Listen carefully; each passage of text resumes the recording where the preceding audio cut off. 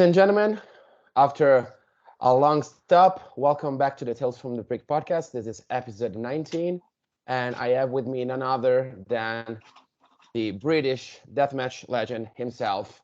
Ladies and gentlemen, Iceman Harrop, welcome to the podcast. Thank you. It's good to be here. Yeah, for me too. For those of you who don't know, Iceman has been a pioneer of deathmatch style in the United Kingdom. He's been pretty much everywhere, WXW, ICW, Rise Underground recently did some pretty sick shit. Just go and watch his matches with Ian Rodden in WXW. They're very, very brilliant. The one with Jack Jester, Jimmy Havoc, Invitational Tournament, they're all absolutely brilliant. So thank you, sir, for being here. It's an honor. Thank you very much. And my first question is what made you feel in love with pro wrestling and how did you start your journey in the biz? First and foremost, I started watching wrestling with my dad on Saturday afternoons. I don't know whether you know the old World of Sport. Yeah. Johnny Saint, Johnny Kidd, Robbie Brookside, Kendo Nagasaki. I started watching those and I literally fell in love with it. And then one Saturday we turned the TV on to watch it, and it wasn't World of Sport. It was WWE. It was like a special. And I remember seeing Hulk Hogan. I think there was Hulk Hogan. There was Brutus Beefcake.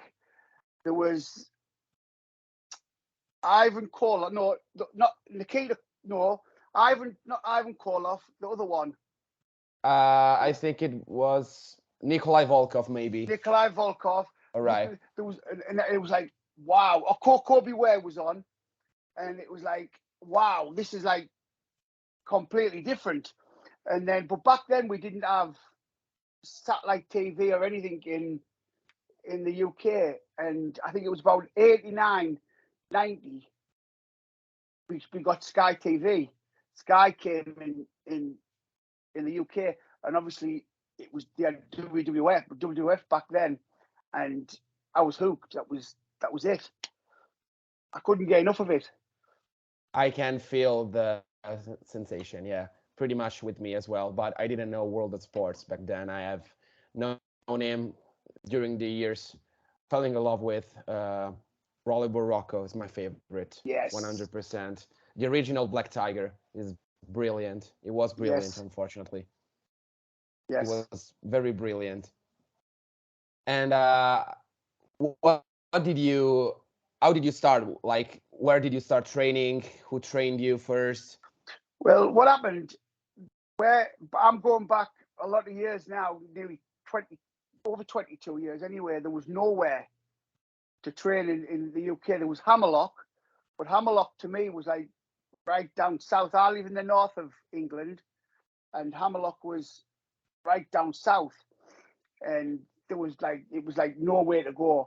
So I remember reading a magazine. It was World of Wrestling magazine, Wow magazine, and I seen an advertisement for a training school based in Stoke-on-Trent, which is about 160 miles from me, and it was like it was more than better than going to London. Do you know what I mean? Yeah. And anyway, I started going there. There was a fellow called Chris Curtis who he ran a monthly promotion. He ran a training school and a monthly promotion, and I used to travel there every Sunday to train. And then when he realised I was good enough to be on the shows, he started putting me on the shows, like the monthly shows, and it just went on from there. Did you have any issues with your sides? Like, I've been practicing wrestling for 2 months in the past. Then I stopped because it wasn't for me. But one thing that my former trainer told me is that to be a wrestler, to be a professional wrestler, you need to, build your physique and stuff. Like, did you have the same issues, or they were just using you like a big guy doing big guy stuff?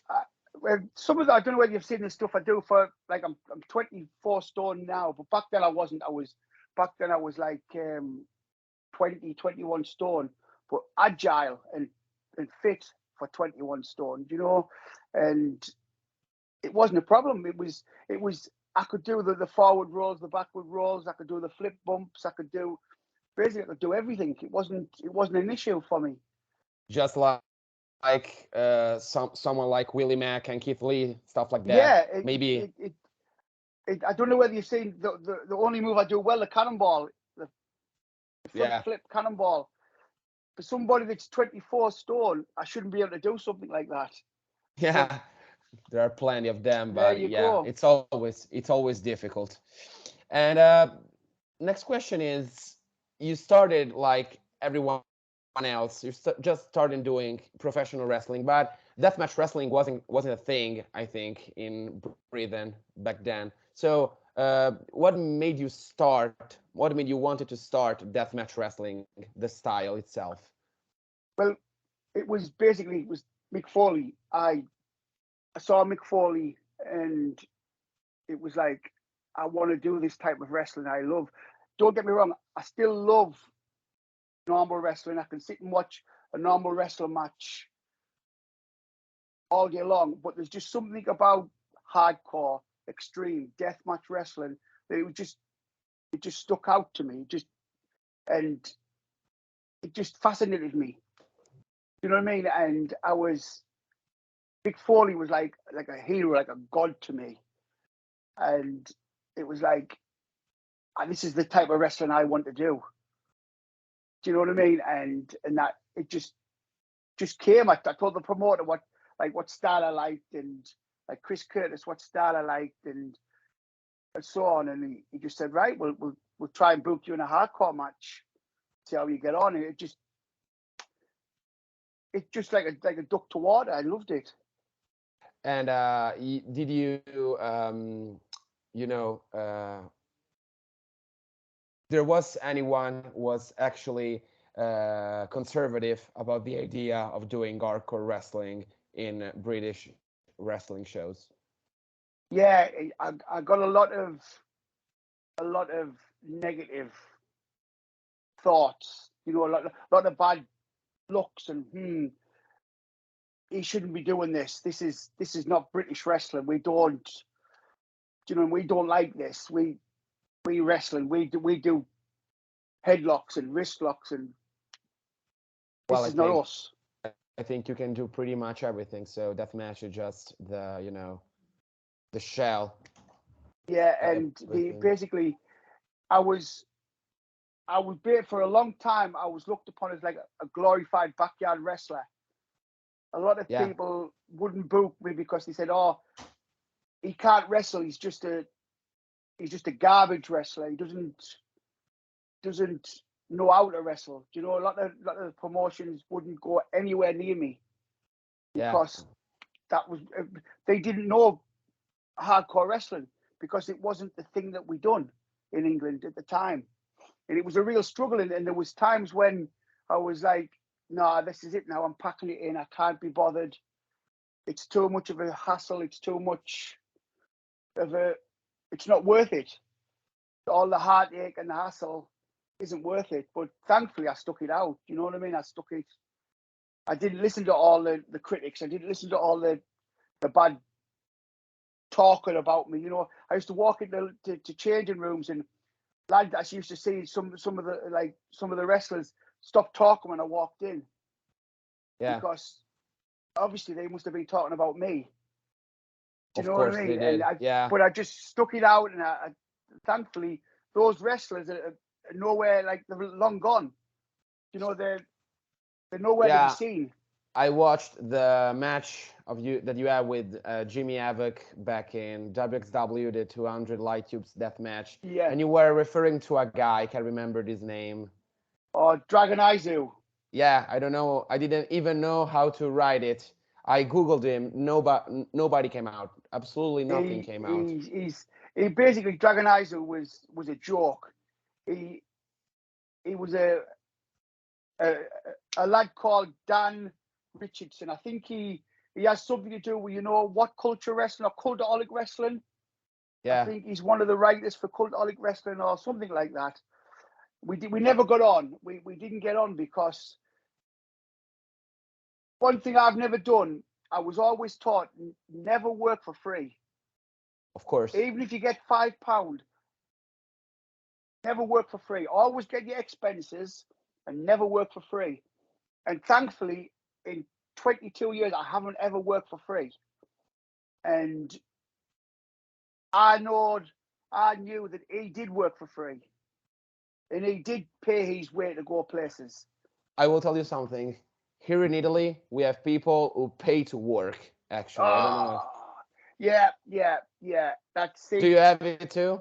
Yes, it's people like Dragon Izu. That's why I called Dragon Izu out for, because he used to work, and there was like a group of them all in one car. They used to pay their own expenses to get there, and they used to work for free. And they used to kill each other on matches, like do like 40-minute matches and chop the chests off each other, and 1,000,001 neck bumps, and basically just to try and pop themselves to get over with each other. And they were basically killing the job. They were killing professional wrestling. I agree. It was a nightmare. And I used to call them out on it, and we didn't get on. And he basically told you wouldn't made it, but you made it. So he's gone. Okay. I don't know where he's at now, but all that group and at that time they're all gone. Well, talking about success, what do you think of the recent, let's say recent, but it came back to like 2012, about the recent new wave of British professional wrestling culminating in NXT UK? When I first heard about it, first of all, going back to when ITV brought World of Sport back. Yeah, I remember 1st of January 2017. I can't perfectly remember. I can't remember the date, but they brought World of Sport back, and I saw the lads that got signed, and I thought it was like, this is brilliant. Finally, we're getting back on TV. And they had all this roster of talent, and they didn't do anything with it. And then I heard that NXT UK was coming, and to be honest, I had mixed views, because I thought they're not going to. This is just a way to get like the Americans on like our shows. Like they take over.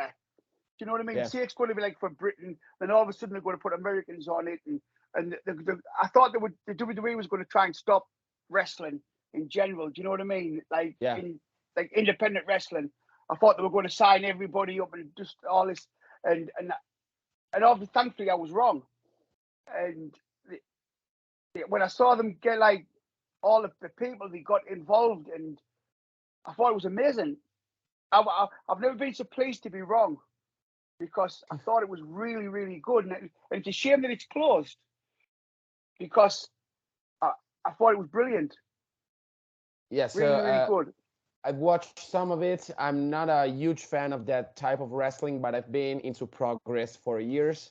So Yes. Lots of the talent I've saw there, I've watched there. I watched them back in NXT UK. Some of them were used the same way, like Ilya Dragunov and Jordan Devlin, even Trent Seven, Tyler Bate, Pete Dunne. Rampage Brown.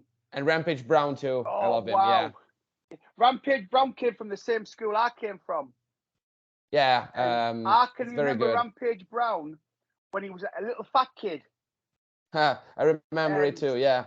I saw some matches from him. And he was like just a little fat kid. And to see him now, and he's the most down-to-earth person. My opinion, the biggest transformation has been the one from Sha Samuels. It's been absolutely brilliant. It's jacked right now. Yeah, I saw him.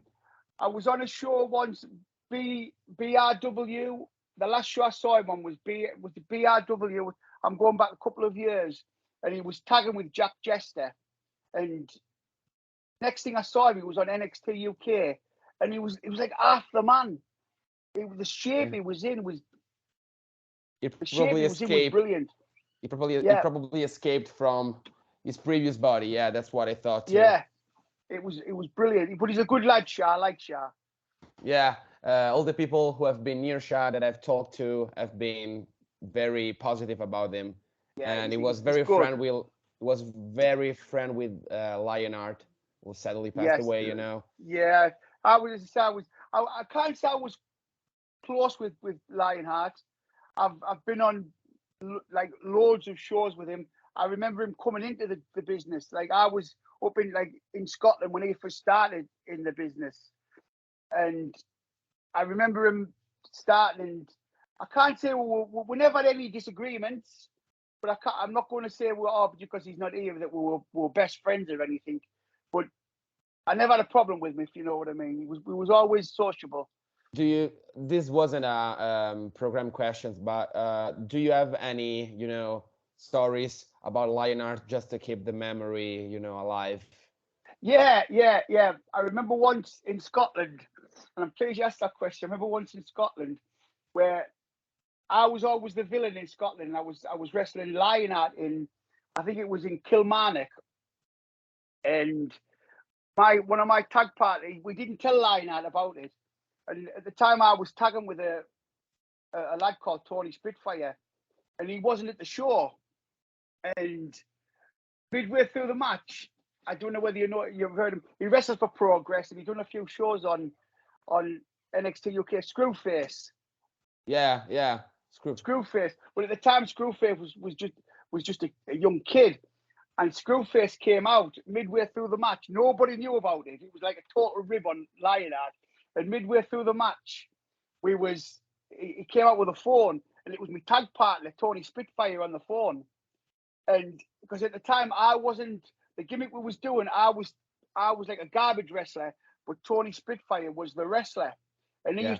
used to teach me.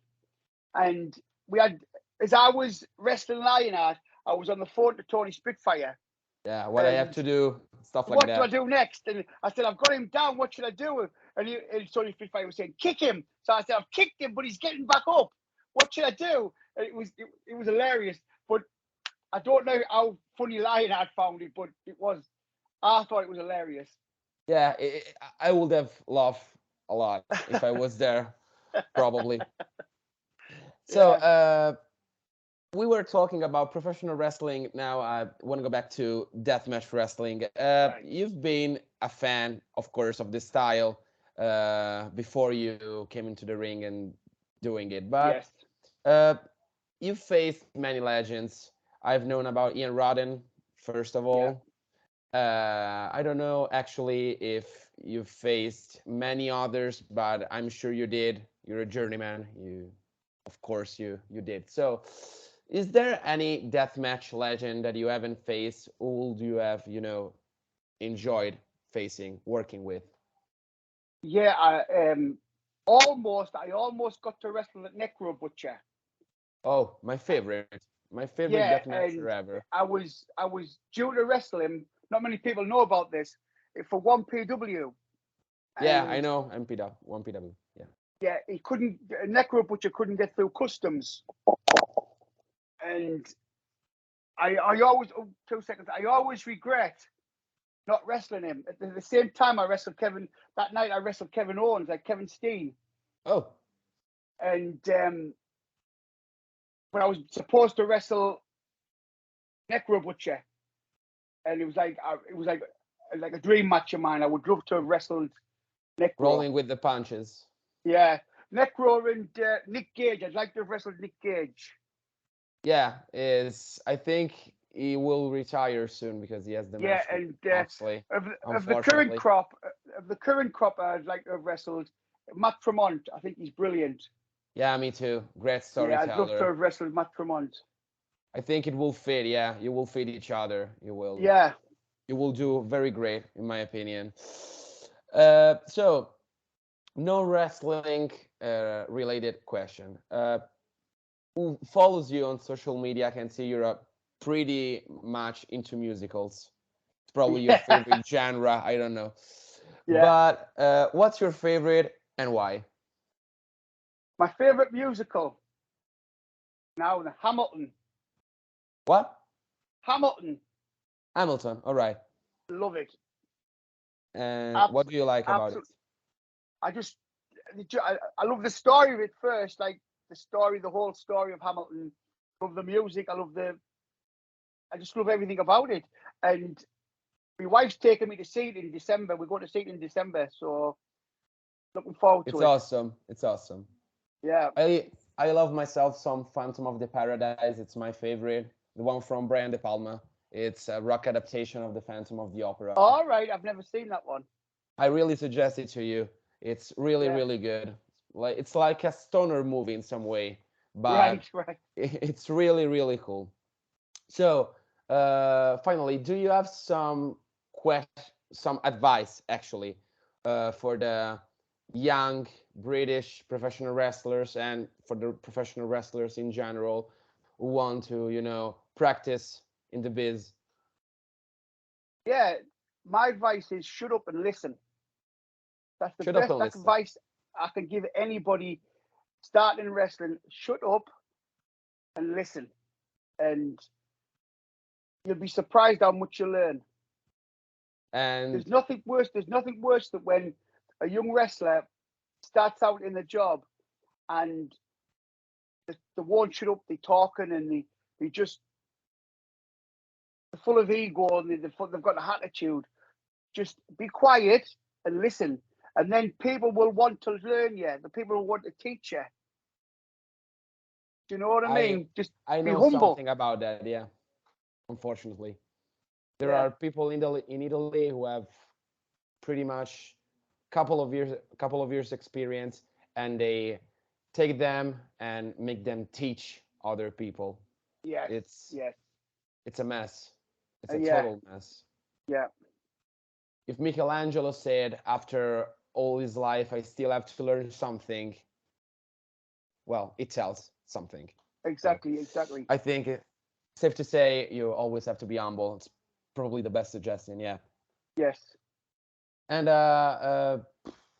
well, actually, this was quicker than I thought. So, is there something in particular you want to talk about, like some other experience, some other maybe bad or good experience you have in and outside of the ring that maybe made you become what you are now, like wiser and stuff like that?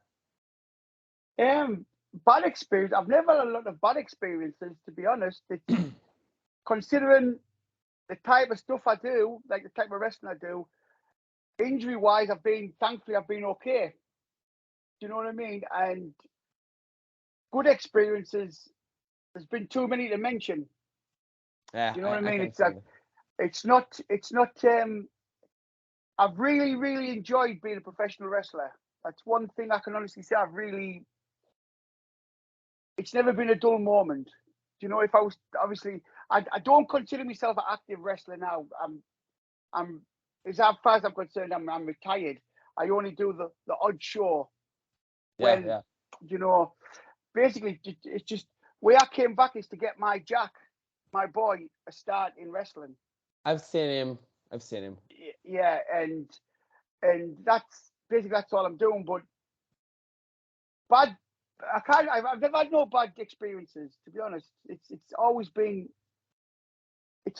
good. Or if he has been something good, I've always laughed it off and turned it into a positive. I tend to be like that. Do you know what I mean? I don't tend to. I laugh at people.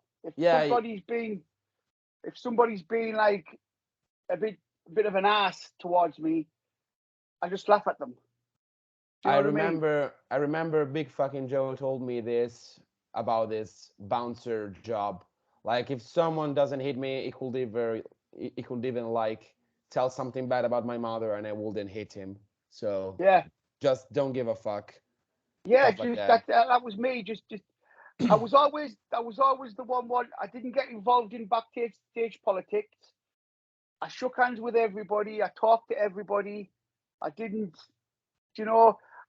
I I I hope I was always approachable. I hope I was never an asshole to anybody. Do you know what I mean? I always try to get on with everybody, and and thankfully, that's the way it's always been.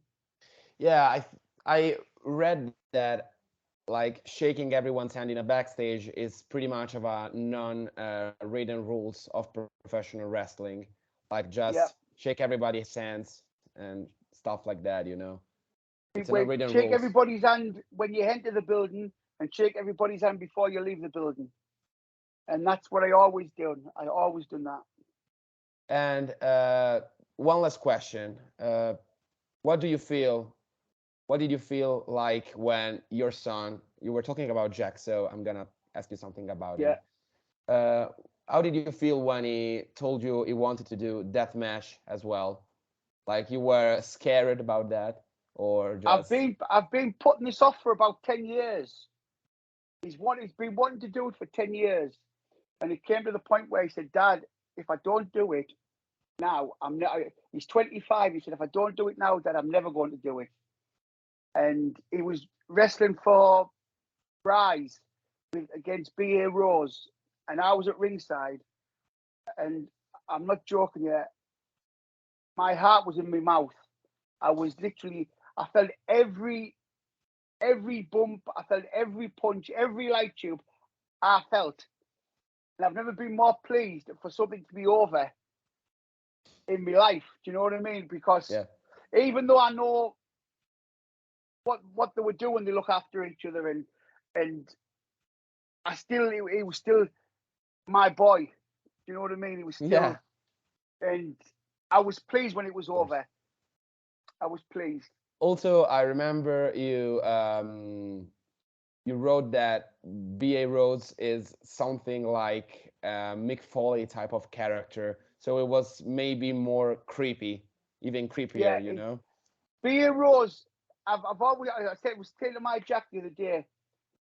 B.A. Rose reminds me more of myself than my Jack does, because I was just like B.A. Rose when I started and when I was doing death matches. And there's some things where, like, I never put myself over to anybody, but there's some people in wrestling, they connect with the fans. Yeah, And thankfully, I really. connected with the fans. And B.A. Rose, the same as Big Joe, they connect with the fans. Yeah, Do you know what I mean? It's like they have that stare, they have that aura about them, they have that like presence. And no amount of talent, you can be the best wrestler in the world, but if you haven't got that presence, that aura, you're shit. And the likes of Big Joe and they're having when you see them coming through the road, through the entrance, and you hear the music, you just see them, you think, fuck, this is it. and that's why Big Fucking Joe was my first guest in this podcast. I was, That's why he's taken over the world. yeah, is And right now is in the NGI. It's probably the most important tournament for deathmatch right now. exactly. And I always like, he's the most humble, respectful person you've ever seen. And I love him to pieces. He came to me, and like the first time I met him was the first the first God tournament.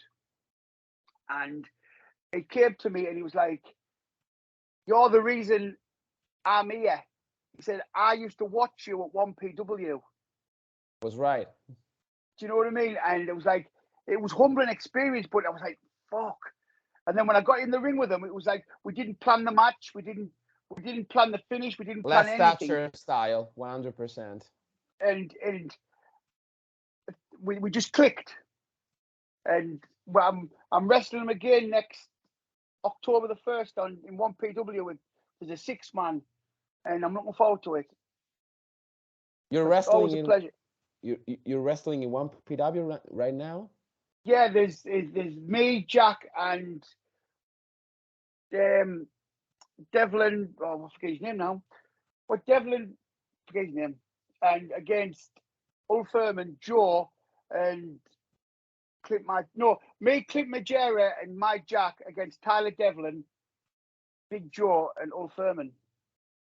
For 1PW, for real. Yeah, October the 1st. Oh, right. I can remember. There's actually a show. There's a lot of international talent on that show. Can remember Yeah, there's correctly. Rob Van Dam. Yeah, I Um, remember that. yeah, Rob Van Dam and few people's on it. Chris Daniels is on it, I think. I think Ruby Riot is there as well. Sorry, Ruby Riot's Ruby on Soul. it, yeah. Never mind. Ruby Riot, that's correct, yeah. And thankfully, I'm wrestling Joe, so it's going to be It's good. good. Looking forward to it. Didn't know you were on that show.